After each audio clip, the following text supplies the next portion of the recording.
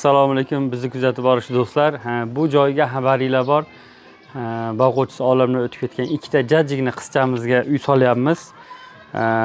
Dehqonlarimizdan Xudo rozi bo'lsin. Bu safargi ishda dehqonlar juda ham bir oliy janoblik qilishyapti. Mana ushurini olib kelishibdi.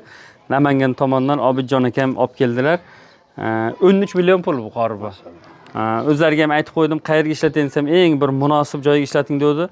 Hozir endi ikkita yetim bolani qishlik uyga olib kirib qo'yishligimiz eng munosibida endi qoriba, Xudo xolasa shuni ishlatasiz.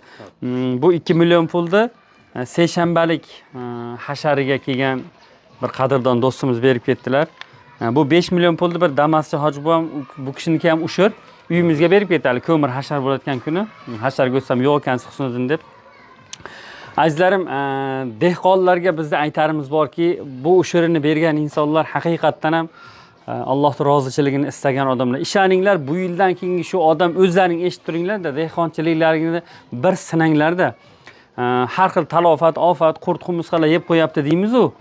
Bu narsalar ham Allohning izni bilan bo'ladi. Hamma narsa cho'ldagi sanog'i yo'q qumlarda bir dona zarrasini qimirlashligi Allohning amri bilan, Xudoning buyrug'i bilan bo'ladi. Mana shu dehqonlarnikini Xudo shunaqa asrab avaylab beradiki, bu yildan keyingisiga ham Xudo xolta, chunki maqsad, niyati to'g'rida ushurini beraman deb. Xudo taolo bir odamga dehqonchiligiga baraka berar ekan, buni mehnati uchun yo chiroy chimmat uchun bermaydi. Ashi bandasini sinash uchun beradi. Qani men bandamda dehqonchiligini yaxshi qilaychi, kambag'allarni, miskin yetimlarnikini haqqini chiqaradim ekan deydi.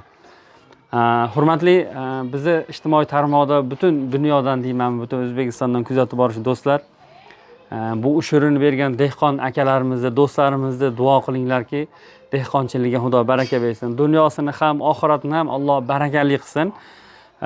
Telefon nomer qoribomnikini, Jahongir akamnikini qoldiramiz. Biron bir xizmatinglar bo'lsa, o'zingizlarni hissalaring qo'shilib qolmoqchi bo'lsa, telefon qilinglar. Biz har doimgidek karta raqam qoldirmaymiz.